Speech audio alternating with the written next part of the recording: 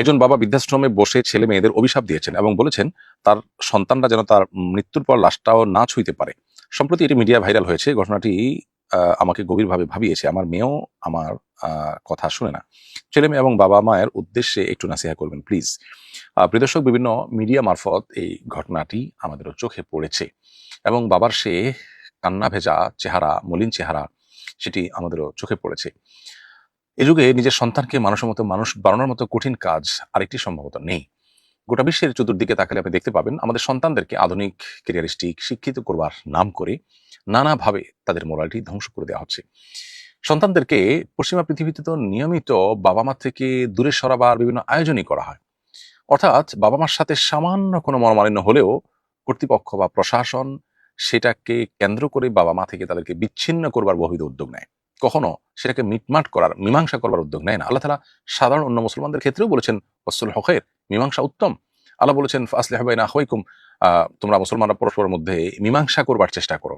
সেখানে মা বাবার সাথে সন্তানের, স্বামীর সাথে স্ত্রীর যদি কোনো কারণে মনোমালিন্য হয়, তাহলে মীমাংসা করার চেষ্টা না করে বরং সেখানে বিচ্ছিন্ন করার চেষ্টা, সেখানে অধিকারের নাম দিয়ে পৃথক করার চেষ্টা, এটা কোনো অবস্থাতেই গ্রহণযোগ্য নয়। এটা মানব সভ্যতার জন্য অন্তত ভালো কিছু বই আনে না। এটি বোঝার জন্য অবশ্য পণ্ডিত হওয়ার প্রয়োজন নেই। বহু পরিবারের হাহাকার আমরা শুনেছি, শুনতে পাই শুধুমাত্র এই কৃষ্টির কারণে, কালচারের কারণে। প্রিয় দর্শক, আমাদের সন্তানদেরকে আমরা দিনী চেতনায় উদ্বুদ্ধ করা, এটা কত গুরুত্বপূর্ণ, এই ধরনের ঘটনাগুলো বারবার সেই বিষয়টিকে আমাদেরকে স্মরণ করিয়ে দেয়। আমাদের সন্তানরা দুধে ভাতে থাকুক, তারা শিক্ষিত হোক, তাদের ভালো একটা কেরিয়ার গঠন করুক, তারা একটা ভালো জায়গায় যাক, এই বিষয়গুলো আমাদের প্রত্যাশা থাকাটা দোষণীয় নয়। কিন্তু এর চাইতে বেশি আমাদের প্রত্যাশিত বিষয় হওয়া উচিত তারা যেন আল্লাহভীরু হয়, তারা যেন আল্লাহর গোলাম হয়, আল্লাহর দাস হয়ে ওঠে। এই জিনিসটি ঠিক রেখে দুনিয়ার যত কিছু তারা অর্জন করতে পারবে সেটা ভালো। আর যদি এই জায়গাটাতে দুর্বলতা রেখে তারা সামনে অগ্রসর হয়, তাহলে এ ধরনের পরিণতি অবশ্যম্ভাবী। আমি বলছি না যে এই চাচা যান, এই বাবাজি তার কোনো ত্রুটি ছিল। অনেক সময় বাবা মার সঠিক চেষ্টা সত্ত্বেও সন্তান বেলাইনে চলে যায়। খোদ নবী রাসূলদের সন্তানরাও অনেক সময় বেলাইনে চলে গেছে। এজন্য ব্যক্তিকে এখানে দোষ দেওয়ার প্রশ্নই ওঠে না। আমি জেনারেল কথা বলছি যে আমরা বেশিরভাগ অভিভাবকরাই আজকাল আমাদের সন্তানদের দুধে ভাতে রাখার বা তাদেরকে পশ লাইফ দেওয়ার কিংবা তাদেরকে সমাজে ভাবসাওয়ালা মানুষ হিসেবে তৈরি করার চেষ্টা আমরা যতটা করি, তার সিকি ভাগও তাদেরকে সৎ, আল্লাহভীরু, নেককার এবং আদর্শ সন্তান হিসেবে গড়ে তোলার চেষ্টা করি না। আমরা নিজেরাও টাকার মেশিন, তাদেরকেও টাকা মেশিন বানানোর চেষ্টা করি। তো এই জায়গা থেকে আমাদেরকে সরে আসতে হবে, এই ধরনের নির্মম পরিস্থিতি থেকে বাঁচার জন্য। এর বাইরে আল্লাহ তাআলার কাছে দোয়াও করতে হবে। আমি জানি না আমার এই বাবাজির কষ্ট আদৌ লাঘব হয়েছে কিনা, তার সন্তানদের কানে তার এই আকুতি পৌঁছেছে কিনা, তাদের বিবেক জাগ্রত হয়েছে কিনা। আমরা দোয়া করি আল্লাহ তাআলা তার কষ্ট, মনোবেদনা দূর করে দিন। বৃদ্ধাশ্রমের এই আপনার প্রজেক্ট বাংলাদেশে যেন প্রতিষ্ঠিত হতে না হয়। আমাদের সন্তানরা যেন সবাই দায়িত্বশীল হয়, আমরা যেন সবাই দায়িত্বশীল হই। আল্লাহ তাআলা সেই তৌফিক আমাদেরকে দান করুন এবং আমাদের সন্তানদেরকে নিজের নয়ন জোড়ানো, চক্ষু শীতলকারী সন্তান হিসাবে তৈরি করার তৌফিক দান করুন। তাদেরকে সমাজের অসুস্থ যে প্রতিযোগিতা আছে সেই প্রতিযোগিতায় না নামিয়ে বরং তাদেরকে ভালো আমল, নেক আমল এবং ঈমানদার হিসাবে বেড়ে ওঠার প্রতিযোগিতা আমাদেরকে অবতীর্ণ করা দরকার। এরপরে প্রশ্ন হলো, হজ থেকে আসার সময় বেশি করে জমজমের পানি আমি নিয়ে এসেছিলাম, চাইলে কি এগুলো বিক্রি করতে পারবো? জমজমের পানি আপনি যখন বোতলে নিয়েছেন কিংবা আপনি কিনেছেন, এরপর এটা আপনার মালিকানায় চলে আসছে। এরপর এটা আপনি বিক্রি করতে পারেন, আপনি খেতে পারেন, কাউকে দান করতে পারেন, সম্পূর্ণ আপনার এখতিয়ারাধীন বিষয়। কোনো মানুষ যখন কোনো সম্পদ তার মালিকানায় চলে আসে, তখন সেটার উপরে হস্তক্ষেপ করা আর এখতিয়ার সম্পূর্ণ তার। বিধায় এটা আপনি বিক্রি করলে সেটা জায়েজ হবে। জমজমের পানি হলে সেটা বিক্রি করা যায় না, ব্যাপারটি সেরকম নয়। তবে বাংলাদেশে জমজমের পানি বিক্রির নাম করে জমজমের পানির জায়গায় অন্য কোনো পানি, নকল পানি বিক্রি করছে কিনা মানুষ, সেটা নিয়ে আপনার প্রশাসন বিভিন্ন সময় প্রশ্ন তুলেছে। এই প্রশ্ন তোলাটা অস্বাভাবিক নয়, বিশেষ করে যখন এটার অথেন্টিকেশন প্রমাণিত থাকবে না তখন। এর বাইরে ব্যক্তিগত পর্যায়ে এটা বিক্রি করলে সেটি কোনো নাজায়েজ বা শরীয়ত দৃষ্টিকোণ থেকে গুনাহের বিষয় হবে না। কোরআন সুন্নাতে মসজিদে হারামে বিয়ে পড়ানোর কি বিশেষ কোনো ফায়দার কথা বর্ণিত আছে? আমাদের এলাকার এক ব্যক্তি, সে তার ছেলেকে মসজিদে হারামে বিয়ে করাবে। তুলনামূলক গরিব, তবু নিজের ভিটে মাটি বিক্রি করে মসজিদে হারামে যাওয়ার প্রস্তুতি নিচ্ছে। এ সম্পর্কে কোরআন সুন্নাহর দৃষ্টিভঙ্গি জানতে চাই।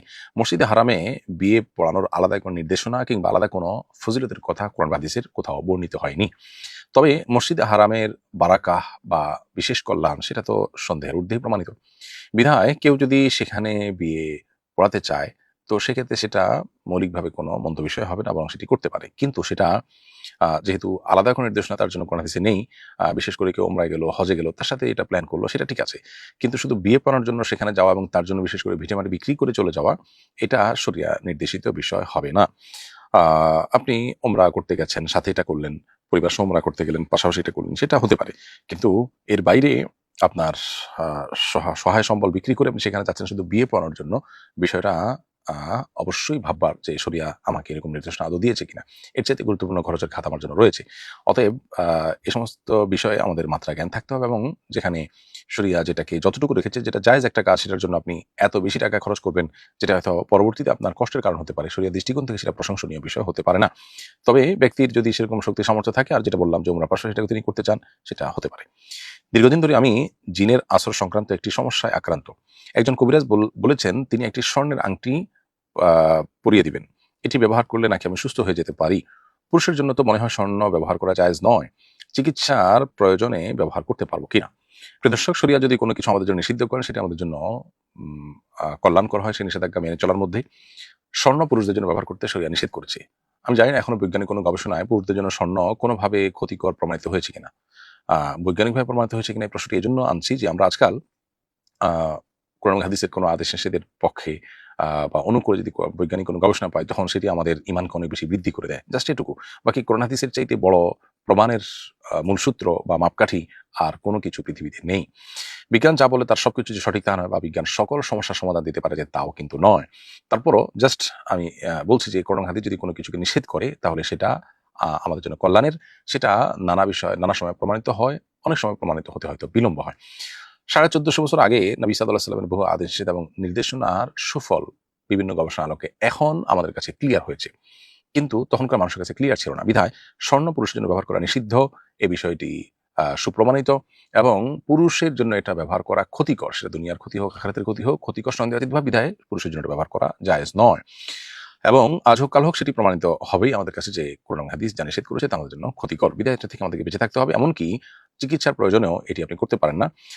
কোনো রাখি যদি আপনাকে নাজায়েজ কাজ করতে বলে, তাহলে সেটি আপনি করবেন না, বরং জায়েজ যে কোনো বিষয় দিয়ে আপনি রুকিয়া করতে পারেন। বিধায় আপনার রুকিয়ার অংশ হিসাবে, ঝাড়ফুঁকের অংশ হিসাবে আপনি স্বর্ণের আংটি পড়তে পারেন না, যেটি শরীয়তে পরিষ্কারভাবে নিষিদ্ধ ঘোষণা করা হয়েছে। সেটা কোনো সঠিক রুকিয়া বা ঝাড়ফুঁক হতে পারে না। নখ কাটার সুন্নাহসম্মত পদ্ধতি কি এবং নখ কাটার নির্দিষ্ট কোনো সময় আছে কিনা? নারী পুরুষ সকলের জন্যই নখ কাটা সুন্নাহ। নখ বড় হলে সেটাকে কেটে ফেলা সুন্নাহ। এ বিষয়ে সহিহ মুসলিম একটি হাদিস বর্ণিত হয়েছে আয়েশা রাদিয়াল্লাহু তাআলা থেকে, যে নবী করিম সাল্লাল্লাহু আলাইহি ওয়াসাল্লাম বলেছেন, আশারু মিনাল ফিতরাহ, 10টি কাজ আছে যেটি প্রকৃতিগত সুন্নাহ বা প্রকৃতিগত বিষয়। অর্থাৎ আল্লাহ তাআলা মানুষকে যেভাবে সৃষ্টি করেছেন, তাতে এই সুন্নাহগুলো সৃষ্টিগতভাবে মানুষকে মেনে চলতে হয়। অর্থাৎ সকল যুগের মানুষের জন্য এটি প্রযোজ্য, সকল নবীদের সুন্নাহ এটি। কারণ সুন্নাহটি প্রকৃতিগত, যার কারণে আল্লাহ যে প্রকৃতি দিয়ে আমাদেরকে সৃষ্টি করেছেন, সেই প্রকৃতিতে এই সুন্নাহ আমাদেরকে প্রতিপালন করতেই হয়। সেই 10টি সুন্নাহর একটি হলো কসুল আজফার বা নখ কাটা। অতএব নারী হোক পুরুষ হোক সকলের জন্য নখ বড় হয়ে গেলে কেটে ফেলাটাই হলো সুন্নাহ। এবং নবী করিম সাল্লাল্লাহু আলাইহি ওয়াসাল্লাম শুধু সুন্নাহ না, তার পূর্বে সমস্ত নবী রাসূলদেরও সুন্নাহ এটি। নখ কাটার ক্ষেত্রে বিশেষ কোনো পদ্ধতি পরিষ্কারভাবে হাদিসে বর্ণিত হয়নি যে অমুক আঙ্গুলের পরে অমুক আঙ্গুল, তারপরে তমুক আঙ্গুল, এরকম কোনো বর্ণনা কোন হাদিস দ্বারা প্রমাণিত নয়। তবে যে কোনো ভালো কাজের ক্ষেত্রে নবী রাসূলুল্লাহ সাল্লাল্লাহু আলাইহি ওয়াসাল্লাম ডানকে প্রাধান্য দেওয়া পছন্দ করতেন। সেই হিসাবে আমরা নখ কাটার ক্ষেত্রে আগে ডান হাতের, এরপরে বাম হাতের, পায়ের ক্ষেত্রে আগে ডান পায়ের, এরপরে বাম পায়ের নখ কাটবো। ডান দিক থেকে যে কোনো ভালো কাজ শুরু করার নির্দেশনা নবী সাল্লাল্লাহু আলাইহি ওয়াসাল্লাম যেহেতু দিয়েছেন, অতএব আমরা নখ কাটার ক্ষেত্রে ডান দিক থেকে কাটবো। এটি হলো সুন্নাহ এর অনুকূল। এর বাইরে নখ কাটার জন্য নির্দিষ্ট আলাদা কোনো পদ্ধতির কথা কোরআন বা হাদিসের কোথাও বর্ণিত হয়নি। ছাত্র জীবনে আমি সবসময় শিক্ষকদের প্রতি অনুগত এবং শ্রদ্ধাশীল ছিলাম এবং কখনো অসৌজন্যমূলক আচরণ করিনি। কিন্তু ইদানিং কিছু বিষয়ে দ্বিধায় আছি। যদি কোনো শিক্ষকের নির্দেশনা আমার জন্য ক্ষতিকর হয় বা আমার ক্যারিয়ারে বাধা সৃষ্টি করতে পারে বলে মনে হয়, তাহলে সেক্ষেত্রে সেই নির্দেশনা অ্যাভয়েড করার অধিকার আমার আছে কিনা? প্রথম কথা হলো যে, আপনি যদি কোনো প্রতিষ্ঠানে ভর্তি হয়ে থাকেন এবং প্রতিষ্ঠানের নিয়ম কানুন থাকে, তাহলে সেটা আপনাকে মেনে চলতে হবে, যেহেতু আপনি সেটি মেনে চলতে অঙ্গীকারাবদ্ধ হয়েই আপনি ভর্তি হয়েছেন। ভর্তির পর যদি আপনি সেই নিয়ম কানুন আপনার পছন্দ না হয়, ক্ষতিকর মনে হয়, তাহলে প্রতিষ্ঠান চেঞ্জ করার আপনার এখতিয়ার আছে। কিন্তু আপনি যে বিষয়ে মানবেন বলে অঙ্গীকার করেছেন, সে বিষয়ে না মেনে চলার সুযোগ আপনার নেই, কারণ মুসলমান তার অঙ্গীকার রক্ষা করতে হবে। এর বাইরে কোনো শিক্ষক ব্যক্তিগতভাবে শিক্ষক থাকাকালীন কিংবা শিক্ষকতার আপনার সাথে তার শিক্ষক ছাত্রের সম্পর্কের পরও যদি তিনি কোনো নির্দেশনা দেন, যেটা মানতে গেলে আপনি দেখছেন আপনার ক্ষতি হবে, তাহলে সেটা মানা আপনার জন্য আবশ্যক নয়। এটি না মানলে আপনি শিক্ষকের প্রতি অসম্মান করেছেন বা তার প্রতি অশ্রদ্ধা করেছেন, এমন কিছু প্রমাণিত হবে না বা এমন কিছু বলা যাবে না। এজন্য আপনার জন্য কল্যাণকর কিছু বললে সেটিকে আপনি মানবেন, অকল্যাণকর কিছু হলে তার প্রতি অশ্রদ্ধা না করে আপনি বিনয়ের সাথে আপনার অপারগতা প্রকাশ করবেন বা আপনি অ্যাভয়েড করবেন। সে এখতিয়ার আপনার অবশ্যই আছে। এর ফলে আপনি বেয়াদব হয়ে যাবেন না বা শিক্ষকের প্রতি অসম্মান প্রদর্শনকারী হিসেবে বিবেচিত হবেন না। এরপরে প্রশ্ন হলো, কুকুর কেনাবেচার জন্য অ্যাপ বানিয়ে দেওয়া যাবে কিনা? শখের বশে কুকুর পালন করা জায়েজ নয়, তবে পাহারাদারির কাজের জন্য, সেফটি সিকিউরিটির জন্য কুকুর লালন পালন করা শরীয়ত দৃষ্টিকোণ থেকে জায়েজ আছে। কুকুর কেনাবেচার যে অ্যাপ তৈরি হবে, সেই অ্যাপে যদি সাধারণত শুধু শখের বসেই মানুষ কেনাবেচা করবে পশু, এটি যদি আপনি জোরালোভাবে জানেন, জোরালো সম্ভাবনা যদি এটি থাকে, তাহলে সেক্ষেত্রে সেই অ্যাপ বানানো আপনার জন্য সঠিক হবে না, কারণ সেক্ষেত্রে আপনি একটি নাজায়েজ কাজে মূলত সহযোগিতা করছেন। আর যদি সেখানে সব ধরনের কেনাবেচাই হবে এরকম হয়, তাহলে সেক্ষেত্রে এই অ্যাপ বিক্রি করতে অসুবিধা নেই। বিশেষ করে সিকিউরিটি রিজনে যদি কুকুর কেনাবেচা ব্যাপকভাবে হয় এবং কেউ শখে, কেউ সিকিউরিটিতে নানাভাবে কেনাবেচা করতে পারেন, এরকম একটা ব্যাপার থাকে, তাহলে সেক্ষেত্রে এই অ্যাপ বানিয়ে দেওয়া নাজায়েজ কোনো কাজ হবে না। কারণ কুকুর কেনাবেচার ক্ষেত্রে হালাল এবং হারাম দুইটারই অপশন আছে। যেহেতু দুইটা অপশনই আছে, তাহলে এরকম বিষয় মাল্টিপারপাস ইউজ যদি হয়, অতএব এটিকে জায়েজ এবং নাজায়েজ দুইটাই যেহেতু আছে, বিধায় আপনি অ্যাপ মৌলিক প্ল্যাটফর্ম, সেখানে আপনি নাজায়েজ কাজ করতে মানুষকে উৎসাহ দিচ্ছেন না, উদ্বুদ্ধ করছেন না, সেই হিসেবে এটা জায়েজ আছে। কিন্তু যদি রেশিওটা হারামের সম্ভাবনাই বেশি থাকে, কেনাবেচাটা আপনার সিকিউরিটি রিজনে খুবই কম হয়, মাইনর হয়, তাহলে সেক্ষেত্রে এই অ্যাপ বানানো আপনার জন্য সঠিক সিদ্ধান্ত হবে না। কারণ আল্লাহ বলেছেন, তাআওয়ানু আলাল বিররি ওয়াত তাকওয়া ওয়া লা তাআওয়ানু আলাল ইসমি ওয়াল উদওয়ান। ভালো এবং কল্যাণের কাজে তোমরা একে অন্যকে, তাকওয়ার কাজে একে অন্যকে সহযোগিতা করো, অন্যায় এবং সীমা লঙ্ঘনের কাজে কেউ কারো সহযোগিতা করো না। অতএব আপনার এই অ্যাপ তৈরি করাটা নির্ভর করবে আপনি এর মাধ্যমে কোনো গুনাহের কাজকে সহযোগিতা করছেন কিনা। যদি গুনাহের কাজে এখানে বেশিরভাগ হয়, তাহলে সেক্ষেত্রে গুনাহের কাজে সহযোগিতা হিসেবে বিবেচিত হবে। একজন মানুষ মুসলমান, কিন্তু যদি সে আহলুস সুন্নাহ ওয়াল জামাতের কোনো আকীদার সঙ্গে কিছুটা ভিন্ন চিন্তা লালন করে, তাহলে কি সে অভিশপ্ত? জনসম্মুখে তার উপর লানত বা তাকে অভিশপ্ত বলে উল্লেখ করা কি সঠিক? কোনো ব্যক্তি যদি মুসলিম হন, তিনি যদি আহলে কিবলা হন, তাহলে সেক্ষেত্রে কোনো মুসলিমকে নির্দিষ্ট করে অভিসম্পাত করা এটা নাজায়েজ কাজ, এবং হাদিসে এটাকে কঠোরভাবে নিষিদ্ধ ঘোষণা করা হয়েছে। এ বিষয়ে মুসনাদে আহমদ একটি বিশুদ্ধ সূত্রে বর্ণিত হাদিস রয়েছে, যেখানে নবী আলাইহিস সালাম বলেছেন, লানুল মুমিনি কাকাতলিহি, কোন ইমানদারকে লানত করা বা অভিশাপ দেওয়া এটা তাকে হত্যা করার মতো বিষয়। অর্থাৎ হত্যা করা যেরকম গুনাহ, কাবিরা গুনাহ এবং নিষিদ্ধ, ঠিক একইভাবে কোনো মুসলমানকে লানত করা বা অভিশাপ দেওয়াটাও কাবিরা গুনাহ। শুধু মুসলমানই নয়, সাধারণ অবস্থায় কাফিরকেও, সুনির্দিষ্ট কোনো ব্যক্তি কাফিরকেও অভিসম্পাত করা নিষিদ্ধ। কারণ এই ব্যক্তি, তিনি হেদায়েতপ্রাপ্ত হয়ে ইমানদার হয়ে যেতে পারেন। তো আপনি কাউকে অভিশাপ দিচ্ছেন, তার অকল্যাণ কামনা করছেন, হতে পারে তিনি ইমানদার হয়ে যাবেন, তখন তো আপনি তার উপরে অকল্যাণ কামনা করতে পারেন না বা বদদোয়া করতে পারেন না। তো এই জন্য নির্দিষ্ট করে কোনো কাফিরকেও পর্যন্ত উলামায়ে কেরাম অভিসম্পাত করতে নিষেধ করেন। শুধুমাত্র যে সমস্ত কাফিরদের কুফর নিয়ে মৃত্যুবরণ করাটা নিশ্চিত হয়ে গেছে, প্রমাণিত হয়ে গেছে, তাদেরকে, ব্যক্তিকে নির্দিষ্ট করে অভিসম্পাত করা জায়েজ রয়েছে। যেমন আবু জাহেলের কথা বলতে পারি, ইবলিসের কথা বলতে পারি, আবু লাহাবের কথা বলতে পারি, যেগুলো কোরআন হাদিসের আলোকে প্রমাণিত হয়ে গেছে। সেই সমস্ত কাফেরদের বিষয়ে শুধুমাত্র নির্দিষ্ট করে লানত দেওয়া, অভিশাপ দেওয়া জায়েজ আছে। এছাড়া যারা কুফরে লিপ্ত বা যারা আমভাবে কাফেরদের প্রতি বা মুসলমানদের প্রতি অত্যাচার করছে, তাদের প্রতি বদদোয়া করা, সেটা হাদিসের আলোকে প্রমাণিত এবং বিধেয়। তাহলে খোলাসা কথা হলো, কোনো মুসলিম যদি কোনো ভুল করেন, কোনো ভ্রান্তি তার মধ্যে থাকে, তাহলে তার কারণে তাকে নির্দিষ্ট করে লানত করা, অভিসম্পাত করা, তার প্রতি গজব নাজিল হওয়ার জন্য বদদোয়া করা, এ জাতীয় উক্তি করা কোনো মুসলমানের জন্য জায়েজ নয়। কোরআনের আয়াত পাঠ বা শোনার সময় হেসে উঠলে কি ঈমানের কোনো ক্ষতি বা সমস্যা হয়? একজন মসজিদে নসিহত করেছিলেন, তার কণ্ঠের স্বর এবং পাঠ রীতির কারণে আমি হেসে উঠেছিলাম। এতে কি কোনো পাপ হয়েছে? আপনার এই হাসাহাসিটা তো কোরআনের কারণে হয়নি, বরং তার কণ্ঠস্বর এর কারণে হয়েছে। তার কণ্ঠস্বরটা আপনার কাছে একটু ব্যতিক্রম মনে হয়েছে, সেজন্য আপনার হাসি উদ্রেক হয়েছে। এটা কুফরি নয়। ফলে এর কারণে আপনি নাজায়েজ কাজ, সরি, এরপর আপনি ঈমান থেকে বের হয়ে গেছেন, ব্যাপারটি সেরকম না। নাউজুবিল্লাহ, যদি কোরআনের কারণে হতো, তাহলে সেটা ঈমান থেকে খারিজ হওয়ার মতো বিষয় হতো। কারণ কোরআন কারীম নিয়ে উপহাস বা হাসি ঠাট্টা করাটাও কুফরি। যেহেতু এখানে আপনি কোরআন নিয়ে নয়, বরং তার কণ্ঠ নিয়ে হাসি ঠাট্টা করেছেন, সেজন্য এটা কুফরি হবে না। কিন্তু কোনো ব্যক্তি বিশেষ, যার কণ্ঠ আপনার কাছে একটু ব্যতিক্রম মনে হওয়ার কারণে আপনি হাসি ঠাট্টা করেছেন, ঠাট্টা ছলে যদি হাসি হয়ে থাকে, তাহলে সেটাও অনুচিত, কারণ এটা ব্যক্তির অধিকারকে ক্ষুণ্ণ করে, তাকে ছোট করে। এটা তার সামনে যদি হতো, তিনি যদি জানতে পারতেন, তাহলে তিনি কষ্ট পেতেন। অথবা তার সামনে আপনি হয়তো করেছেন, তিনি কষ্ট পেয়েছেন, আপনাকে বলেন। সোজা কথা, কোনো মানুষ ছোট হয় বা লজ্জায় পড়তে পারেন বা অস্বস্তিতে পড়তে পারেন, সেরকম কাজ করা মুসলমানের জন্য জায়েজ নয়। সেই জায়গা থেকে আপনি হাসি ঠাট্টা করতে পারেন না। তবে ঠাট্টার ছলে হাসি না হয়, যদি এমনি সাধারণ হাসি হয়, আনন্দের হাসি বা অন্য কোনো ভাবে হাসি, তাহলে সেটা হতে পারে। কিন্তু ঠাট্টার ছলে সাধারণত এই ধরনের হাসি হওয়ার সম্ভাবনা জড়ো থাকে, বিধায় এগুলো থেকে আমাদের দূরে থাকা উচিত। বিবাহের খুতবা বর চাইলে নিজেই কি দিতে পারবে? হ্যাঁ, বর চাইলে তার নিজের বিবাহের খুতবা তিনি নিজেই দিতে পারবেন। যারা মিথ্যা বা বিকৃতভাবে কোনো বক্তার বক্তব্য উপস্থাপন করে ফটোকার্ড, কন্টেন্ট ইত্যাদি বানিয়ে মানুষের ভাবমূর্তি নষ্ট করে ভিউ সংগ্রহ করে, তাদের এ কাজের কি গুনাহ হয় এবং পরিণতি কি হবে? এ বিষয়ে একটা নসিহা চাই। আমিও আগে এমন কিছু কন্টেন্টের প্রভাবে বিভ্রান্ত হয়েছিলাম এবং অনেক স্কলারকে খারাপ ভেবেছি। খুবই গুরুত্বপূর্ণ একটি প্রশ্ন, প্রিয় দর্শক। খুবই জঘন্য এবং অন্যায় একটি কাজ এটি। আমাদের সমাজে সোশ্যাল মিডিয়াতে আজকাল প্রচুর পরিমাণে এ ধরনের ফটোকার্ড আমরা দেখতে পাই। আমি নিজেও এর ভিকটিম। অনেককে দেখা যায় যে আমাদের ছবি দিয়ে আমাদের নামে এরকম মিথ্যা উক্তি তৈরি করে সেটাকে প্রচার করে অনলাইনে, যেই উক্তি আসলে আমাদের নয়, এবং উক্তিগুলোকে এমনভাবে তৈরি করা হয় যে মানুষ বিশ্বাস করে ফেলতে পারে সেটাকে, অর্থাৎ মানুষের কাছে বিশ্বাসযোগ্য করে বানোয়াট উক্তি, মিথ্যা উক্তি আমাদের নামে এবং অন্য আরো অনেকের নামে তৈরি করে সেটাকে অনলাইনে প্রসার করা হয়। অনেক সময় এগুলো ট্রল করার জন্য করা হয়, অনেক সময় তাকে ব্যক্তিকে হেয় করার জন্য করা হয়, ষড়যন্ত্রের অংশ হিসেবে, শত্রুর অংশ হিসেবে এটি করা হয়। যদি কোনো মুসলমান পরিচয়ধারী কেউ এটি করে থাকেন, তার জেনে রাখা উচিত এখানে বেশ কয়েকটি কবিরা গুনার সমাবেশ রয়েছে। একত্রে অনেকগুলো কবিরা গুনাহ হয়ে থাকে এই একটি কাজের মাধ্যমে। প্রথমত মিথ্যা অপবাদ হয়। একে তো মিথ্যা, এটা সবচেয়ে বড় কবিরা গুনাহগুলোর একটি। আবার মিথ্যার মধ্যে আবার আপনি শুধু মিথ্যা বলছেন তা নয়, তার মাধ্যমে আরেকজনের নামে মিথ্যাচার করার ফলে তার নামে আপনি অপবাদ দিচ্ছেন। তিনি যেটা বলেন না সেটা তার ব্যাপারে আপনি আরোপ করছেন, সেটি আরেকটি গুনাহের ব্যাপার। এর পাশাপাশি এর মাধ্যমে ওই লোকটাকে আপনি হেয় করছেন, অসম্মানিত করছেন, তুচ্ছ-তাচ্ছিল্য করছেন তাকে সমাজের মানুষের কাছে, সেটি একটি বিষয়। আবার ওই লোকটা সম্পর্কে সাধারণ মানুষের মনে বাজে চিন্তা প্রবেশ করাচ্ছেন।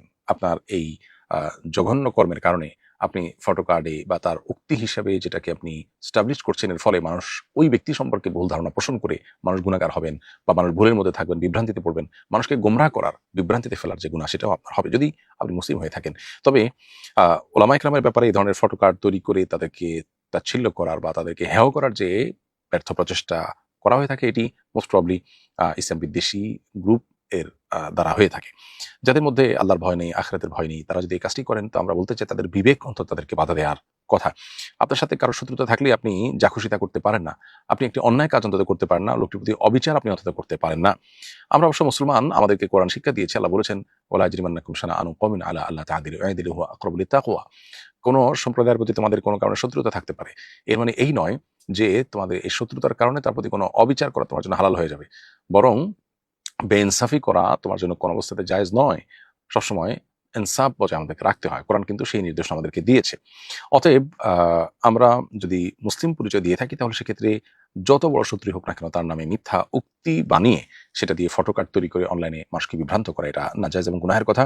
সর্বমনা মানুষকে বিভ্রান্ত করা, একজন মানুষের সম্মানহানি করা, তার ব্যাপারে মিথ্যা অপবাদ দেওয়া, অনেকগুলো কবিরা গুনার সমাহার এখানে একসাথে আছে। একটা মানুষের জাহান্নামে যাওয়ার জন্য আর বেশি কিছু প্রয়োজন নেই। আর ইসলাম বিদ্বেষী কেউ যদি এরকম কিছু করে থাকেন, তার বিবেক অন্তত তাকে এই ধরনের কাজ থেকে বিরত রাখা উচিত। যদি তা না হয় তাহলে তিনি শুধু অমুসলিম নন, তিনি বিবেচনাহীন একজন মানুষ। তার নিজের বিচার তার নিজের করা উচিত। আল্লাহ তাআলা আমাদেরকে এই ধরনের জঘন্য কর্মকাণ্ড থেকে বেঁচে থাকার তৌফিক দান করুন। কোনো অমুসলিম যদি কোনো কারণে আপনার রোষানলে থাকে বা আপনি তার প্রতি আপনার কোনো কারণে ক্ষুব্ধ থাকেন, তার ব্যাপারেও আপনি এই মিথ্যাচার করার অধিকার ইসলাম আপনাকে দেয়নি, সে শিক্ষা ইসলাম আমাদেরকে দেয়নি। হাফাতা গেঞ্জি পরে নামাজ আদায় করলে কি নামাজ হবে? হাফাতা গেঞ্জি পরে নামাজ আদায় করলে নামাজ হয়ে যাবে। তবে গেঞ্জিটা ফুল হাতা, আপনি সেটাকে গুটিয়ে হাফাতা করেছেন, সেটা হলে সেটা মাকরুহ হবে। আর হাফাতা গেঞ্জি পরে নামাজ পড়লে নামাজ আদায় হয়ে গেলেও এ ধরনের পোশাক পরে মূলত নামাজ পড়া অনুচিত। যে ধরনের পোশাক পরে আপনি কোনো গুরুত্বপূর্ণ জায়গায় কোনো সম্মানিত ব্যক্তির সাথে সাক্ষাৎ করতে ইতস্তত বোধ করেন, সেরকম পোশাক পরে নামাজ পড়া মূলত অনুচিত। আমার শালিকা তার ১ মাসের সন্তান রেখে মারা গেছেন। এই শিশুটিকে দুধ পান করানোর জন্য আমার স্ত্রী অর্থাৎ তার সহোদর বড় বোন ছাড়া অন্য কোনো ব্যবস্থা করা যাচ্ছে না। আমার স্ত্রী তার দুধ পান করালে কোনো সমস্যা হবে কিনা? উত্তর হলো না, কোনো অসুবিধা নেই। খালা হিসেবে তিনি দুধ পান করাতে পারেন। যে কেউই আসলে দুধ পান করতে পারেন। কিন্তু মনে রাখতে হবে, আপনার স্ত্রী যদি তাকে দুধ পান করান তাহলে সেক্ষেত্রে এই সন্তান আপনার দুধ সন্তান হিসেবে সাব্যস্ত হবে। আপনি তার সাথে দেখা দিতে পারবেন এবং খালু হিসাবে যেটা দেখা দিতে পারতেন না প্রাপ্তবয়স্ক হওয়ার পর, সেটা এখন আপনি পারবেন, কারণ আপনার দুধ সন্তান হয়ে গেল। এবং আপনার ছেলেদের সাথে এই মেয়ের বিয়ে দেওয়া জায়েজ হবে না, যেহেতু তারা দুধ ভাই বোন হিসেবে সাব্যস্ত হয়ে গেছে। এরপরের প্রশ্ন হলো, ইমেল বা গুগল অ্যাকাউন্ট তৈরি করে অন্যের কাছে বিক্রি করে অর্থ উপার্জন করলে সেটা জায়েজ হবে কিনা? ইমেল বা গুগল অ্যাকাউন্ট তৈরি করে অন্যের কাছে বিক্রি করে যদি আপনি অর্থ উপার্জন করেন, প্রথমত সেখানে যদি কোনো কন্ডিশন থাকে যে আপনি এরকম কিছু করতে পারবেন না, তাহলে সেটা তো এক জিনিস। আর যদি এরকম কোনো কন্ডিশন না থাকে, বিক্রি নিষেধাজ্ঞার এরকম কোনো বিষয় না থাকে, বরং অ্যাকাউন্ট ওপেন করতে যে কষ্ট হয়, পরিশ্রম হয়, সেটা আপনি করলেন। করার পরে আপনি এটা বিক্রি করে দিলেন, রেডিমেড জিনিসটা কেউ পেয়ে গেল, তার কাজে লাগলো, সেই হিসাবে আপনি বিক্রি করতে পারেন। কিন্তু এই ধরনের অ্যাকাউন্ট তৈরি করে বিক্রি করার পর এগুলো সাধারণত স্প্যাম, প্রতারণা ইত্যাদির জন্য ব্যবহৃত হয়ে থাকে। সে বিষয়টা যদি জোরালো থাকে তাহলে সেক্ষেত্রে এই বেচা কেনা জায়েজ হবে না। কারণ আপনি যদি জানেন যে এগুলো দিয়ে মূলত স্প্যামিং করা হবে এবং প্রতারণা করা হবে, তাহলে সেটা অবশ্যই আপনাকে বিক্রি করে উপার্জন করা থেকে বিরত থাকতে হবে। কারণ আপনি যদি বিক্রি করেন তাহলে অন্যায় কাজের সহযোগী হয়ে গেলেন। দলবদ্ধভাবে কোরআন খতমের বিধান কি? ৮-১০ জনের মাধ্যমে কোরআন খতম দিয়ে ইসালে সওয়াব করা যাবে? কোরআন কারীম তেলাওয়াত করে আ আ কোন মুদ্রার জন্য সওয়াব পাঠিয়ে দেওয়া যায়, আল্লাহর সওয়াবটা আমি মুদ্রাকে দিতে চাই, এটা মৌলিকভাবে জায়েজ আছে। কিন্তু মনে রাখতে হবে যে ৮ জন ১০ জন মিলে কোরআন কারীমের বিভিন্ন অংশ ভাগ করে নিলেন। তাহলে যিনি যতটুকু বললেন তিনি ততটুকু সওয়াব পাবেন। আ এটা এককভাবে কারোর জন্য খতম হবে না। হ্যাঁ, এই ৮-১০ জনের সবাই তেলাওয়াতের অংশ যদি মুর্দার জন্য পাঠান, যে সওয়াবটা মুর্দাকে দিতে চাই আল্লাহ, এই উদ্দেশ্যে তিনি নিবেদন করেন, তাহলে সেক্ষেত্রে মুর্দা সেটা সওয়াব পুরোটাই পেয়ে যাবেন, এতে কোনো সন্দেহ নাই। কিন্তু টাকা দিয়ে আজকাল এরকম লোক রেখে আপনার খন্দ পড়ানোর কালচার কমে গেলেও এখনো সমাজে আছে। অনেক আগে থেকে এটি চলে আসছে যে আমাদের সেই লোক ভাড়া করে এনে ভাড়াটে হুজুরদেরকে দিয়ে কোরআন কারীম তেলাওয়াত করানো হয়, খতম করানো হয় মুর্দার সওয়াব রেসানের জন্য। সেটা কিন্তু জায়েজ নয়, সেটা শরিয়া দৃষ্টিকোণ থেকে নাজায়েজ, কারণ ইবাদত বন্দেগী করে তার বিনিময়ে নেওয়া জায়েজ নয়। কোরআন কারীম তেলাওয়াত অন্যতম একটি ইবাদত, অতএব এর বিনিময় নেওয়া জায়েজ হবে না। হলো ফরেক্স ট্রেডিং হালাল নাকি হারাম? অনুগ্রহ করে বিষয়টি পরিষ্কারভাবে বলবেন। আমি ফরেক্স ট্রেডিং শিখতে চাই, কিন্তু আমার পরিবারের কাছে এই ট্রেডিং এর জ্ঞান নেই, তারা এটা বোঝেন না। কিন্তু আমি এটা খুব ভালোভাবে বুঝতে পারি, যদি আমি এই লাইনে চেষ্টা করি তাহলে ইনশাআল্লাহ ভালো কিছু করতে পারবো বলে আমার ধারণা। প্রিয় দর্শক, খুবই গুরুত্বপূর্ণ একটি প্রশ্ন, এবং আমার ধারণা এই প্রশ্নটি আরো অনেক দর্শকের মনের প্রশ্ন। এই প্রশ্ন উত্তর আমরা বলতে চাই, ফরেক্স মূলত বলা হয় ফরেন এক্সচেঞ্জকে। ফরেন এক্সচেঞ্জের সংক্ষিপ্ত রূপই মূলত ফরেক্স। আর এই ফরেক্স ট্রেডিং এর ব্যবসা বা ফরেন কারেন্সির এক্সচেঞ্জের যে ব্যবসা, এটা মূলগতভাবে কোনো নাজায়েজ বা হারাম ব্যবসা নয়। কিন্তু ফরেক্স ট্রেডিং এর যে প্রচলিত রূপ আছে অনলাইনে, যে আপনি $১,০০০ বা $২,০০০ দিয়ে একটা অ্যাকাউন্ট আপনি ওপেন করলেন, এরপর নিয়মিতভাবে এই ব্যবসা চলমান থাকে। এখানে আপনার এই টাকার, আপনার এই ডলারের বা যেটা আপনি কিনলেন, যে কারেন্সি আপনি কিনলেন, সেটা দিয়ে যে ব্যবসা হচ্ছে, কর্তৃপক্ষ যে ব্যবসা করছেন সেটা সম্পর্কে আপনার আসলে কোনো ধারণাও থাকে না। এবং আপনি সেই ব্যবসার ডিটেইল তো দূরের কথা, মৌলিক বিষয়গুলো আপনার জানার সুযোগ থাকে না। সবচেয়ে বড় বিষয় হলো যে এখানে যেই আপনার ফরেন কারেন্সি কেনাবেচা হচ্ছে আপনার এই টাকা দিয়ে, সেটার নামমাত্র আপনি মালিক হচ্ছেন, মূলত এর হস্তান্তর প্রক্রিয়া সম্পন্ন হয় না, অর্থাৎ আপনার কাছে সেটি আসে না, হস্তগত হয় না, তার আগে আবার সেল হয়ে যাচ্ছে। সেটার একটা গুরুত্বপূর্ণ মূলনীতি হলো, কোনো মাল, কোনো সম্পদ কেনার পর সেটা হস্তগত হওয়ার আগে সেল করা জায়েজ নেই। এরকম আরো অনেকগুলো বিষয় আছে এখানে, যে বিষয়গুলোর কারণে ফরেক্স ট্রেডিং এর প্রচলিত রূপ এটি শরিয়া দৃষ্টিকোণ থেকে জায়েজ নয়। এমনিতে ফরেন কারেন্সির ব্যবসা, এক্সচেঞ্জের ব্যবসা মৌলিকভাবে জায়েজ আছে, কিন্তু অনলাইনে এভাবে ফরেক্স ট্রেডিং যেভাবে করে, এই প্রক্রিয়া কেনাবেচা জায়েজ নয়। বিধায় আপনাকে এই পদ্ধতির বাইরে অন্য কোনো উপায়ে ব্যবসা আপনাকে করার চেষ্টা করতে হবে। আপনি নিয়মতান্ত্রিকভাবে লাইসেন্স নিয়ে, আপনি নিয়মতান্ত্রিকভাবে যথাযথভাবে আপনি ফরেন কারেন্সি কিনে তারপরে সেটা বিক্রি করলেন, সেখান থেকে প্রফিট করলেন, সেটা জায়েজ আছে। কিন্তু এর বাইরে আপনি ফরেক্স ট্রেডিং বা এই জাতীয় আরো যেগুলো আছে ডে ট্রেডিং টাইপের, এগুলোতে আপনি ইনভেস্ট করলে সেটা জায়েজ হবে না। এ বিষয়ে আল্লামা তাকি উসমানী সাহেব হাফিজাহুল্লাহ সহ আরো অন্যান্য উলামা ইকরামের ফতোয়া রয়েছে। বিস্তারিত আপনি জানতে পারেন বাংলাদেশের অর্থনীতি, ইসলামিক ফাইন্যান্স এবং ইসলামী অর্থনীতি বিষয়ক একটি গুরুত্বপূর্ণ প্রতিষ্ঠান আইফে কনসালটেন্সি, তাদের বিস্তারিত একটি ফতোয়া রয়েছে এই মর্মে। সেখান থেকে আপনি আরো ডিটেল জেনে নিতে পারবেন তাদের ওয়েবসাইট থেকে। এরপরে প্রশ্ন হলো, গত শুক্রবার আমাদের মসজিদের খতিব যারা ফুটবল খেলা দেখে ও সাপোর্ট করে, তাদের ঈমান নিয়ে প্রশ্ন তুলেছেন, অথচ ইউটিউবে দেখলাম বিশ্ববিখ্যাত দায়ী ডক্টর ইয়াসির কাদি এটাকে মুবাহ হিসেবে ব্যাখ্যা করেছেন। আলেমদের মতামতের এত ভিন্নতা কেন? আপনি বিষয়টাকে কিভাবে দেখছেন? প্রিয় দর্শক, আপনার মসজিদের খতিব সাহেবের বক্তব্য কিংবা ডক্টর ইয়াসির কাদির বক্তব্য, তার কোনোটি শোনার সুযোগ আমার হয়নি। আমি আপনাকে মোটা দাগে একটি কথা বলে রাখি, সেটি হলো যে বিষয়ে সরাসরি কোরআন বা হাদিসের কোনো ভাষ্য নেই, কোরআন হাদিসের বিভিন্ন মৌলিক নীতিমালা বা ভাষ্যের আলোকে ওলামা ইকরাম যেটিকে বোঝার চেষ্টা করেছেন, গবেষণা করার চেষ্টা করেছেন এবং ব্যাখ্যা করেছেন, সে বিষয়গুলো হলো ওলামা ইকরামের যার যার বুঝ এবং কনসেপ্ট অনুযায়ী, গবেষণা অনুপাতেই তারা সিদ্ধান্ত দিয়ে থাকেন। যেহেতু মানুষের বুঝ বিভিন্ন রকম হয় এবং মানুষের সবার বুঝ একরকম হয় না, সেক্ষেত্রে ওলামাদের একাধিক মত হওয়াটা এই ধরনের বিষয়গুলোতে অস্বাভাবিক নয়। আপনি যদি দলিলের ধার বুঝতে পারেন, তাহলে সেক্ষেত্রে আপনি সেটি খেয়াল করলে আপনার কাছে সিদ্ধান্ত গ্রহণ করা, কোন মতের উপর আপনি আমল করবেন সেটা গ্রহণ করা আপনার জন্য সহজ হবে। এর বাইরে একটা মৌলিক বিষয় আছে লক্ষ্য করার মতো, সেটি হলো এ ধরনের ইস্যুগুলোতে আমাদের জন্য সতর্কতামূলক পেহলু বা সতর্কতামূলক দিক অবলম্বন করাটা হলো আমাদের জন্য অধিকতর যুক্তিযুক্ত। বিশেষ করে যেখানে হালাল এবং হারাম নিয়ে সংশয় দেখা যায়, জায়েজ এবং নাজায়েজ নিয়ে সন্দেহ সৃষ্টি হয়, সেখানে সতর্কতামূলক সাইডে থাকতে হলে আপনাকে নাজায়েজকে অগ্রাধিকার দিয়ে আপনি একান্ত নিরুপায় না হলে সেটা থেকে বিরত থাকবেন। এটা একটা নীতিমালা। তার আলোকে আমি বলতে চাই যে ফুটবল খেলার যে আয়োজনগুলো আমরা স্ক্রিনে দেখে থাকি, এমনিতে আপনি সরাসরি কোথাও ফুটবল খেলা হচ্ছে সেটা দেখছেন, সেখানে যদি কোনো নাজায়েজে লিপ্ত হতে না হয়, তাহলে সেটি দেখা নাজায়েজ হওয়ার কোনো কারণ নেই। ধরুন কেউ 3/4 বা ফুল প্যান্ট পরে ফুটবল খেলছেন এবং মাঠে আপনি সেটি দেখছেন, এই দেখা আপনার জন্য কোনো নাজায়েজ কাজে লিপ্ত হওয়ার কারণ নয় প্রত্যক্ষভাবে, সরাসরিভাবে, তাহলে সেক্ষেত্রে এটি দেখা নাজায়েজ নয়। কিন্তু স্ক্রিনে যে সমস্ত ফুটবল খেলাগুলো আমরা দেখে থাকি বিভিন্ন বড় বড় ইভেন্টগুলোতে, এগুলো যখন আমরা দেখি, প্রথমত খেলোয়াড়রা হাফ প্যান্ট পরা থাকেন এবং তাদের সতর মুক্ত থাকে, সেটি আপনাকে দেখতেই হয়। এটি দেখা ছাড়া আপনি খেলা দেখতেই পারছেন না। এর বাইরে আপনার এই খেলা দেখাকালীন সময়ে প্রতি মুহূর্তে আপনাকে চোখের জেনা করতে হচ্ছে এবং মিউজিক আপনাকে শুনতেই হচ্ছে। আপনি বলবেন যে আমরা তো রাস্তাঘাটে বের হলেও এই ধরনের দৃশ্য আমাদের চোখের সামনে পড়ে, তাহলে কি আমরা রাস্তাঘাটে বের হওয়া নাজায়েজ হবে?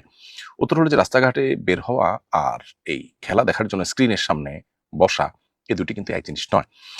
স্ক্রিনে বসে খেলা দেখা এটা আপনার কোনো প্রয়োজনের মধ্যে পড়ে না। রাস্তাঘাটে বের হওয়াটা আপনার প্রয়োজনের মধ্যে পড়ে। বিধায় এই জায়গাটাতে আপনার কর্তব্যের অংশ হলো সতর্কতামূলক সাইডে থাকা এবং নাজায়েজ দিকটাকে প্রাধান্য দেওয়া। আমি ব্যক্তিগতভাবে এটাকে নাজায়েজ মনে করি বিভিন্ন ইস্যুর কারণে। মৌলিকভাবে এটি নাজায়েজ না হলেও অন্য বহু নাজায়েজ বিষয়ে লিপ্ত হতে আমরা বাধ্য। যে কাজটি আমার জন্য আবশ্যক নয়, খুব বেশি জরুরি নয়, যেটা আমি এভয়েড করলেও করতে পারি, অথচ সে কাজ এভয়েড না করলে আমাকে নিশ্চিত একাধিক গুনাহে লিপ্ত হতে হচ্ছে, সে কাজ করা জায়েজ হওয়ার কোনো কারণ থাকতে পারে না। এর বাইরে এই আসরগুলো মূলত আপনার মানুষকে আল্লাহর জিকির থেকে গাফিল করা, ইবাদত থেকে গাফিল করা সহ বহুবিধ বিষয় এটার পেছনে নিহিত আছে। সবচেয়ে বড় কথা হলো যে ইবাদত বন্দেগী করার জন্য, আল্লাহর স্মরণের জন্য যে পরিমাণ মনোসংযোগ আমাদের আজকাল দরকার, সে ফোকাসের ঘাটতি আমাদের ঘরে, ঘরে জনে, জনে আজকাল। আমরা কোনো কিছুতেই আসলে ফোকাস ধরে রাখতে পারছি না। ডোপামিন এত বেশি আমাদের চতুর্পাশে, আমাদের আ মানে এত আয়োজন, যে আয়োজনের ফলে আমাদের প্রতিনিয়ত ডোপামিন নিঃসরিত হচ্ছে এবং ডোপামিন আমরা হাবুডুবু খাচ্ছি বলতে গেলে। সেই এরকম একটা সময়, এরকম একটা ইভেন্ট মানুষের মনোযোগকে কত বেশি, মনোযোগের শক্তিকে, সামর্থ্যকে কত বেশি ধ্বংস করে দেয় সেটা বলবার অপেক্ষা রাখে না। আপনি আ নিজের ইবাদত বন্দেগী, নিজের ফোকাস, মনোযোগ, আল্লাহর স্মরণ এগুলোকে ধরে রাখবার প্রয়োজনে হলেও এ ধরনের ইভেন্ট থেকে আপনার দূরে থাকা উচিত সন্দেহাতীতভাবে। এর বাইরে এটাকে ঘিরে যে জুয়াসহ বিভিন্ন হারাম আ বিষয়গুলো বিশ্বব্যাপী প্রতিষ্ঠিত হয়ে থাকে এবং সেগুলো আপনার আ মানে ব্র্যান্ডিং হয়ে থাকে, সেটাও কিন্তু বলার অপেক্ষা রাখে না। বিধায় নানাবিধ কারণে একজন ঈমানদার তার জীবনে মূল্যবান সময়গুলোকে এ ধরনের খেলাধুলার পেছনে, বিশেষ করে যে খেলাধুলা বলা হচ্ছে নিছকই বিনোদন, সেগুলোকে জীবনের খুব গুরুত্বপূর্ণ বিষয় বানিয়ে ফেলা, তার জন্য শত, শত ঘন্টা ব্যয় করা, নিজের মনোসংযোগ নষ্ট করা, সেগুলো দেখতে গিয়ে বহুবিধ গুনাহে লিপ্ত হওয়া, এগুলো কোনো ঈমানদারের জন্য অন্তত সাজে না। নবী করিম সাল্লাল্লাহু আলাইহি ওয়াসাল্লাম বলেছেন, "মান হুসনি ইসলামিল মারই তারকু মা লা ইয়ানিহি।" একজন মুসলমান ইসলামের সৌন্দর্য হলো অনর্থক কাজ থেকে বিরত থাকা। নবী করিম সাল্লাল্লাহু আলাইহি ওয়াসাল্লাম নিজেও কিন্তু কোনো খেলা, কোনো আপনার শারীরিক কসরতের যে কম্পিটিশন, সেটা উপভোগ করেছেন। এটা ততক্ষণ পর্যন্ত জায়েজ, যেটা আমরা শুরুতে বললাম, যতক্ষণ পর্যন্ত এখানে কোনো নাজায়েজ বিষয় যুক্ত না হচ্ছে, যতক্ষণ পর্যন্ত এটি আপনাকে নেশা তৈরি করতে না পারছে এবং এডিকশন তৈরি না করছে। এই জাতীয় খেলাগুলো যারা নিয়মিত দেখেন এবং ফলো করে থাকেন, এটা তাদের কাছে অনেকটা নেশার মতো হয়ে যায় কিন্তু। বিধায় এই বিষয়গুলো নিয়ে আমাদের ভাববার যথেষ্ট সুযোগ আছে এবং এটিকে জায়েজ যদি কোনো আলেম বলেও থাকেন, তারপরেও সতর্কতামূলক সাইড হবে আপনি এটা থেকে দূরে থাকা, এভয়েড করা। পশ্চিমে যে সমস্ত ওলামা ইকরাম থাকেন, তারা পশ্চিমের প্রভাবে অনেক ইস্যুতেই তারা কিন্তু বেশ খানিকটা আ বলা যেতে পারে মডারেট হয়ে থাকেন, বেশ খানিকটা তারা কম্প্রোমাইজিং হয়ে থাকেন। সেটা পরিবেশের প্রভাব অনেকটা বলতে পারেন। এই বিষয়টা কিন্তু বিভিন্ন ক্ষেত্রে আমরা দেখেছি। সমকামিতার মতো একটি স্পষ্ট হারাম বিষয়, যে বিষয়ে আমাদের কোনো দ্বিমত নেই, ভিন্নমত নেই। আ সে ব্যাপারে দৃষ্টিভঙ্গি কি হবে? এ বিষয়ে আমি পশ্চিমের আলেমদের মতামত শুনে বেশ অবাক হয়েছি। সব আলেমদের না, কোনো আলেমের মতামত শুনে বেশ অবাক হয়েছি। তো এইজন্য কেউ যদি কোনো হারাম বা কুফর দ্বারা পরিবেষ্টিত এলাকায়, কাফের অধ্যুষিত এলাকায় বসবাস করেন, সেখানে সব কথা তিনি মন করে বলতেও পারেন না এবং এলাকাতে যে তার ওই অঞ্চলে যে হারাম বা কুফরের ছড়াছড়ি আছে, সেটার প্রভাব তার মধ্যে কিছু না কিছু হলেও পড়ে। আর কিছু না হোক, একটু হলেও তিনি কম্প্রোমাইজিং হয়ে যান। ফলে এই বিষয়টিও আমাদেরকে মাথায় রাখতে হবে সিদ্ধান্ত নেওয়ার ক্ষেত্রে। সম্প্রতি আমি একটি বাংলা তাফসীর গ্রন্থ পড়েছি। এই মুহূর্তে বইটির নাম মনে নেই। সেখানে বিভিন্ন স্থানে ইসরায়েলি বর্ণনা কথাটি উল্লেখ করা হয়েছে। ইসরায়েলি বর্ণনা বলতে মূলত কি বোঝায়? এগুলো কি সবই মিথ্যা ও ভিত্তিহীন বর্ণনা? যদি তাই হয়, তাহলে বইয়ে এসব বর্ণনা উল্লেখ করা হয় কেন? বিষয়টি ভালো করে বুঝতে চাই। খুবই সুন্দর এবং প্রয়োজনীয় একটি প্রশ্ন। প্রিয় দর্শক, এই প্রশ্ন উত্তরে বলতে চাই, বনী ইসরাইল বা ইয়াহুদি খ্রিস্টান আলেমদের সূত্রে আসা বর্ণনাগুলোকে মূলত ইসরায়েলি বর্ণনা বলা হয়। ইহুদি খ্রিস্টানদের ওলামা ইকরাম যে সমস্ত বর্ণনা করেছেন, তাদের ধর্মগ্রন্থ সমূহ থেকে যে সমস্ত বর্ণনাগুলো ধারা পরম্পরায় এসেছে, সেগুলোই হলো ইসরায়েলি বর্ণনা।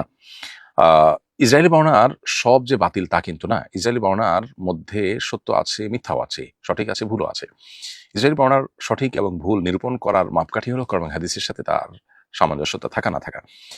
ইসরায়েলি বর্ণনার যে সমস্ত কথা কোরআন এবং হাদিসের আলোকে সমর্থিত বা কোরআন হাদিসের সাথে সামঞ্জস্যপূর্ণ, সেগুলো আমরা গ্রহণ করতে কোনো অসুবিধা নেই। আর যেগুলো কোরআন এবং হাদিসের সাথে সাংঘর্ষিক, কোরআন হাদিসের সাথে সামঞ্জস্যপূর্ণ নয়, সেগুলো প্রত্যাখ্যাত হবে। এটাই হলো অনুসৃত মূলনীতি উসুলবিদদের এবং ওলামা ইকরামের, মুফাসসিরদের এবং মুহাদ্দিসগণের, ওলামা ইকরামের। সেজন্য আমরা ইসরায়েলি বর্ণনা গ্রহণ করা না করার ক্ষেত্রে মূলনীতির আলোকেই আমরা সামনে চলবো এবং সিদ্ধান্ত গ্রহণ করব। আর যে সকল ইসরায়েলি বর্ণনা কোরআন হাদিস দ্বারা সমর্থিত নয়, আবার কোরআন হাদিস দ্বারা সেটা কোরআনের সাথে সাংঘর্ষিকও নয়, এই পর্যায়ের যেগুলো, সেই সমস্ত বর্ণনাগুলোর ব্যাপারে আমরা নীরব থাকবো এবং সেগুলোকে সত্য বলবো না, মিথ্যাও বলবো না। লা নুসাদ্দিকু ওয়ালা নুকাযিবু, এটাই হলো মুফাসসির এবং ফুকাহা ইকরাম ও মুহাদ্দিসিন ইকরামের অনুসৃত মূল নীতি এবং প্রিন্সিপাল। তাহলে এই আলোচনা থেকে পরিষ্কার হয়ে গেল কেন ইসরায়েলি বর্ণনাগুলো বিভিন্ন বইয়ে উঠে আসে। কোন ইসরায়েলি বর্ণনার উল্লেখ করার মানে এই নয় যে খ্রিস্টান বা ইহুদিদের বর্ণনাকে মূলত অথেন্টিকেশন দেওয়া হচ্ছে। মূলত কোরআন হাদিসের সাথে যদি কোনো ইসরায়েলি বর্ণনা ইহুদি খ্রিস্টান আলেমদের কোনো বর্ণনা মিলে যায়, তখন সেটা উল্লেখ করতে কোনো অসুবিধা থাকে না, কারণ সেটি ইসলামে গ্রহণযোগ্য। আশুরার পটভূমি কি, আশুরার প্রকৃত তাৎপর্য, চেতনা এবং মুসলমানদের জন্য শিক্ষণীয় বিষয়গুলো কি কি? খুবই গুরুত্বপূর্ণ একটি প্রশ্ন এবং সময়োপযোগী একটি প্রশ্ন। প্রিয় দর্শক, মুহররম মাস চলছে। মুহররম মাসের 10 তারিখকে বলা হয় আশুরা। এবছর আশুরা হলো আসন্ন জুমাবার। বাংলাদেশের মানুষ যে তাদের আকাশে যে চাঁদ দেখেছেন তার আলোকে এই জুমাবার, অর্থাৎ এই বছর মুহররমের 10 তারিখ জুমাবার, এটি হলো আশুরার দিন। তো মুহররমের 10 তারিখকে যে মূলত আশুরা বলা হয়, এর প্রকৃত তাৎপর্য হলো এই দিনে আল্লাহ রাব্বুল আলামিন আল্লাহ নবী মূসা আলাইহিস সালামকে বিজয় দিয়েছিলেন ফেরাউনের বিপরীতে। যার কারণে ফেরাউনকে আল্লাহ তাআলা এই দিনে ধ্বংস করেছেন এবং মূসা আলাইহিস সালামকে বিজয়ী করেছেন। নবী করিম সাল্লাল্লাহু আলাইহি ওয়াসাল্লাম মদিনায় আসার পর যখন দেখলেন যে ইহুদিরা এই দিনে রোজা রাখে, তখন নবী সাল্লাল্লাহু আলাইহি ওয়াসাল্লাম তাদেরকে জিজ্ঞেস করলেন, কেন তোমরা রোজা রাখো? তখন তারা বলল যে এই দিনে মূসা আলাইহিস সালামকে আল্লাহ তাআলা ফেরাউনের বিরুদ্ধে বিজয় দান করেছেন, তো আমরা শুকরিয়া আদায় করে রোজা রাখি। তখন নবীজি বলেছেন, নাহনু আহাক্কু বিমূসা, আমরা মূসার প্রতি আল্লাহর অনুগ্রহ হয়েছে, বিজয় দান করেছেন আল্লাহ তাআলা, সেজন্য তার জন্য শুকরিয়া আদায় করার হক তোমাদের চাইতে আমাদের বেশি। অর্থাৎ মূসা আলাইহিস সালামের প্রকৃত আদর্শের উপরে তোমরা যতটা প্রতিষ্ঠিত, তার চেয়ে বেশি আমরা প্রতিষ্ঠিত। সো আমাদের শুকরিয়া আরো বেশি আদায় করা দরকার। বিধায় নবী করিম সাল্লাল্লাহু আলাইহি ওয়াসাল্লাম আশুরা রোজা রাখার কথা বলেছেন। আশুরার মূল চেতনা হলো সত্যের বিজয় হবেই হবে। আমরা আশুরার যে মূল ঘটনা বনী ইসরাইলের সময় ঘটেছে, মূসা আলাইহিস সালামের বিজয় দানের মাধ্যমে এবং ফেরাউনের ধ্বংস করার মাধ্যমে, সেই একই দিনে আমরা দেখি ইতিহাসে একটি নির্মম ঘটনা ঘটেছে। নবী সাল্লাল্লাহু আলাইহি ওয়াসাল্লামের ওফাতের পরে তার প্রিয় দৌহিত্র হোসেন রাদিয়াল্লাহু তাআলা আনহুকে প্রিয় তার পরিবারের সদস্যদেরকে সহকারে কারবালার ময়দানে নির্মমভাবে খুনি আপনার ইয়াজিদের বাহিনী তাকে শাহাদাত বরণ করতে বাধ্য করেছে। তো এরকম একটি নির্মম ঘটনাও সেখানে ঘটেছে। এই ঘটনা আপাত দৃষ্টিতে মনে হচ্ছে যে খুনিরা জিতে গেল এবং ইমাম হোসেন রাদিয়াল্লাহু তাআলা আনহু তিনি মনে হেরে গেলেন তার পরিবার সহকারে। বাস্তবে আমরা দেখতে পাই যে হোসেন রাদিয়াল্লাহু তাআলা আনহুকে আল্লাহ রাব্বুল আলামিন শাহাদাতের মাধ্যমে পৃথিবীতে যে অমর করেছেন, আর চির ধিক্কৃত হয়েছে সেই খুনিরা যারা তাদের প্রতি দুরাচরণ করেছে। অতএব এটাও মূলত আদর্শের বিজয় ছাড়া আর কিছুই নয়। ফলে এই দিনটি মূলত মাজলুম এবং অসহায় মানুষদের বিজয়ের চেতনাকে স্মরণ করিয়ে দেয়। বিধায় আমরা সত্য এবং সতের উপরে সবসময় প্রতিষ্ঠিত থাকবো, কারণ এটাই বিজয়ী হবে আজ কিংবা কাল। বাহ্যিকভাবে পরাজয় বা গ্লানি দেখা গেলেও তার পেছনে লুকিয়ে থাকে বিজয়। এটি আশুরার অন্যতম গুরুত্বপূর্ণ চেতনা। নবী করিম সাল্লাল্লাহু আলাইহি ওয়াসাল্লাম আশুরা উপলক্ষে আমাদেরকে রোজা রাখার নির্দেশ করেছেন। আমরা আশুরা উপলক্ষে রোজা রাখবো, তবে সেটি একটি না দুটি। ইহুদিরা একটি রোজা রাখে শুধু আশুরার দিন, আর মুসলমানদের জন্য নির্দেশনা হলো তারা যেন দুটি রোজা রাখে, যাতে করে ইহুদিদের সাথে নিজের রোজার একটা স্বাতন্ত্র্য থাকে, একটা বৈচিত্র্য এবং ভিন্নতা থাকে। ইবাদতের ক্ষেত্রেও ইহুদিদের সাথে যেন আমাদের সামঞ্জস্যতা না হয়, সেজন্য নবী সাল্লাল্লাহু আলাইহি ওয়াসাল্লাম আমাদেরকে নির্দেশ করেছেন। দুর্ভাগ্যজনক বিষয়, আজ মুসলমানরা ইহুদিদের, খ্রিস্টানদের অন্ধ অনুকরণ এমনভাবে করছে যে ইবাদত দূরের কথা, পার্থিব বিষয়গুলোতে এমনকি পাপাচারেও আমরা তাদের অনুসরণ করতে পিছপা হই না। আল্লাহ তাআলা আমাদেরকে বোঝার তৌফিক দান করুন। এর বাইরে আপনার আশুরাকে কেন্দ্র করে এবং মুহররম মাসকে কেন্দ্র করে শিক্ষণীয় আর অনেক বিষয় আছে। বিষয় ইনশাআল্লাহ বিস্তারিত কোনো ভিডিওতে আমরা বলার চেষ্টা করব।